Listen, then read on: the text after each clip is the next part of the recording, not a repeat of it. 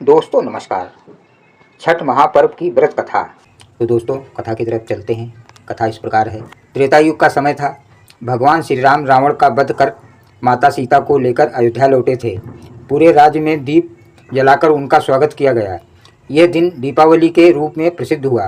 दीपावली के 6 दिन बाद कार्तिक शुक्ल छठी को माता सीता ने सूर्यदेव की उपासना की थी। कहा जाता है कि उसी दिन से छठ व्रत का प्रारंभ हुआ और ये व्रत आज तक अपार श्रद्धा से मनाया जाता है। राजगृह नगरी में राजा प्रिव्रत नाम का एक प्रतापी राजा राज्य करते थे। उनकी पत्नी का नाम मालिनी था। दोनों धर्मपरायण, न्यायप्रिय और दयालु थे। उनके पास सब कुछ था, परंतु एक दुख था कि उन्हें कोई संतान नहीं थी। इस कारण वे बहुत चिंतित रहते थे। राजा ने अनेक यज्ञ किए, साधु संतों की सेवा की, दान पुण्य किए, किंतु फल नहीं मिला। एक दिन उन्होंने महर्षि कश्यप से संतान प्राप्ति का उपाय पूछा। महर्षि ने कहा, हे राजन, पुत्रेष्ठ यज्ञ करवाओ, इससे तुम्हें पुत्र प्राप्त होगा। राजा ने वैसा ही किया। यज्ञ के बाद ऋषियों ने रानी मालिनी को प्रसाद रूप में खीर दी। उसने श्रद्धा से वो खीर खाई और कुछ समय बाद गर्भवती हुई। समय आने पर रानी ने एक पुत्र को जन्म दिया, किंतु जन्म के तुरंत बाद बालक की मृत्यु हो गई। रानी मालिनी उस मृत शिशु को गोद में लेकर विलाप करने लगी। राजा भी शोक में डूब गया। सारा राज्य शोकाकुल हो गया। तभी आकाश से एक दिव्य तेज प्रकट हुआ। वो छठी देवी का स्वरूप था। देवी ने कहा, राजन, मैं सूर्यदेव की मानस पुत्री हूँ। मैं समस्त बालकों की रक्षा और जननी हूँ। तुम्हें पुत्र प्राप्त हुआ, परंतु मेरी आराधना के बिना उसका जीवन अधूरा रहा। यदि तुम श्रद्धा से मेरा व्रत करोगे तो तुम्हारा पुत्र पुनः जीवित हो जाएगा। राजा प्रिव्रत ने उसी क्षण छठी देवी की पूजा आरंभ की। उन्होंने 6 दिन तक उपवास रखा और 7वें दिन नदी में खड़े होकर सूर्यदेव को अर्घ दिया। देवी छठी की स्तुति की और उनसे क्षमा मांगी। देवी प्रसन्न हुई और बोली, हे राजन, तुम्हारे पुत्र को जीवन दान मिलता है। आगे जो भी स्त्री या पुरुष श्रद्धा से यह व्रत करेंगे उन्हें संतान सुख प्राप्त और समृद्धि प्राप्त होगी। देवी की कृपा से बालक जीवित हो उठा। राजमहल में हर्ष फैल गया। तभी से छठ व्रत का आरंभ हुआ। यह परंपरा पीढ़ी दर पीढ़ी चलती रही। छठ व्रत सूर्य उपासना का पर्व है। सूर्यदेव को जीवनदाता और प्रकृति का आधार माना गया है। इस व्रत में सूर्यदेव के साथ उनकी बहन छठी देवी की पूजा होती है। छठ शब्द का अर्थ है छठा दिन यानी छठी तिथि। यह व्रत प्रायः कार्तिक मास के शुक्ल पक्ष की छठी को किया जाता है। ऋग्वेद में सूर्यदेव को आत्मा कहा गया है। सूर्यदेव आत्मा, सूर्य ही चल अचल सबका आत्मा है। जल में खड़े होकर सूर्य को अर्घ देने का अर्थ है प्रकृति और ऊर्जा के स्रोत के प्रति कृतज्ञता। जब सूर्य की किरणें जल पर पड़ती हैं तो शरीर और मन शुद्ध होते हैं। एक बार काशी नगरी में एक गरीब ब्राह्मण अपनी पत्नी के साथ रहता था। उसके कोई संतान नहीं थी। वे दिन रात ईश्वर से संतान की याचना करते रहते थे। एक दिन ब्राह्मणी ने दुखी होकर कहा, प्रभु, हमारी कोई संतान नहीं है। सब हमें ताने देते हैं। क्या हमारी गोद यूं ही सूनी रह जाएगी? रात में ब्राह्मणी को स्वप्न आया। उसने देखा कि एक तेजस्वी देवी खड़ी है।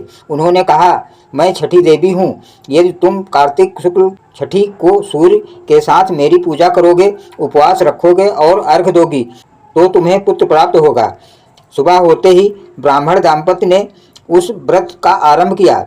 उन्होंने छठ के दिन तक निर्जल उपवास किया। सप्तमी के दिन सूर्योदय के समय नदी में खड़े होकर सूर्यदेव की छठी देवी को अर्घ अर्पित किया। कुछ महीनों बाद उनके घर एक सुंदर पुत्र का जन्म हुआ।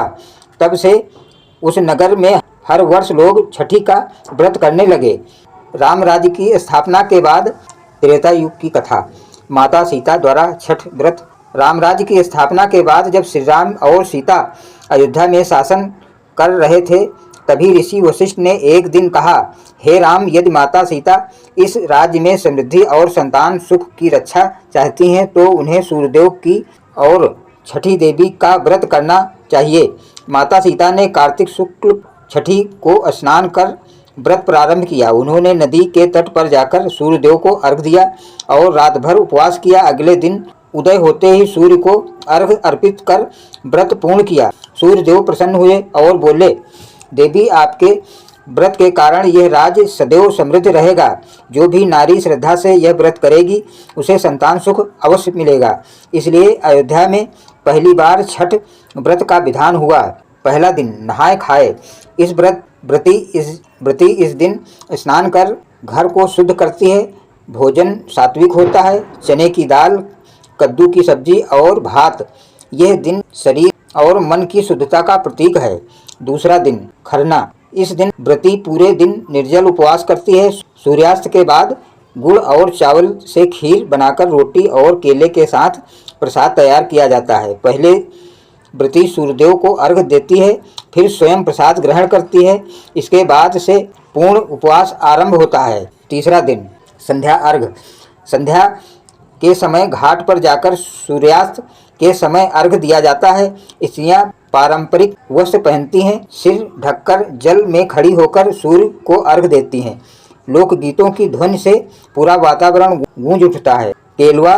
चौथा दिन उषा अर्घ। सूर्योदय से पहले व्रती पुनः घाट जाती हैं।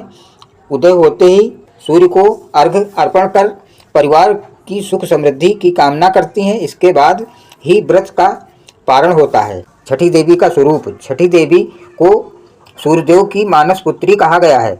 उनका वाहन वाघ है। उनके 6 भुजाएं हैं। वे हाथ में कलश, फल और वर मुद्रा धारण करती हैं। उनका रंग स्वर्ण के समान तेजस्वी है। पुराणों में उन्हें कात्यायनी, देवसेना और षष्ठी माता नाम से भी जाना गया है। वे सभी बालकों की रक्षा करती हैं और माताओं को संतान सुख प्रदान करती हैं। कहा जाता है कि एक गांव में गौरी नामक निर्धन स्त्री रहती थी। उसकी कोई संतान नहीं थी। हर वर्ष वो देखती कि गांव की औरतें गन्ने, ठेकुआ और नारियल लेकर छठ का व्रत करती। वो मन ही मन दुखी रहती थी कि उनके पास व्रत करने के लिए सामग्री नहीं है। एक वर्ष उसने निश्चय किया कि वो केवल सच्चे मन से ही व्रत करेगी। उसने मिट्टी के पात्र में नदी का जल भरा, एक केला चढ़ाया और दिन भर निर्जल रहकर सूर्यदेव को अर्घ दिया। रात भर देवी का नाम जपती रही। भोर होते ही उसे आकाश से प्रकाश दिखाई दिया। षष्ठी देवी प्रकट हुई और बोली, वत्से, तुम्हारी भक्ति सच्ची है। श्रद्धा ही सबसे बड़ा धन है। तुम्हें पुत्र रत्न प्राप्त होगा। कुछ समय बाद गौरी के घर एक सुंदर पुत्र का जन्म हुआ। उसी दिन से गांव की सभी स्त्रियां उसके साथ छठ का व्रत करने लगीं। छठ केवल धार्मिक नहीं बल्कि वैज्ञानिक और आध्यात्मिक पर्व भी है। इसमें शरीर और मन की शुद्धि होती है। सूर्य की उपासना से शरीर में ऊर्जा का संचार होता है। जब मनुष्य जल में खड़ा होकर सूर्य की ओर देखता है तो उसकी आत्मा शांत होती है और चित्त निर्मल बनता है। सूर्यदेव को अर्घ देने का अर्थ है प्रकृति के प्रति आभार। यह व्रत सिखाता है कि मनुष्य को अपनी इच्छाओं का संयम कर ईश्वर में श्रद्धा रखनी चाहिए। जो व्यक्ति इस व्रत को निष्ठा से करता है उसके जीवन में सुख, स्वास्थ्य और समृद्धि आती है। छठ व्रत आज भी भारत में हर कोने में श्रद्धा के साथ मनाया जाता है।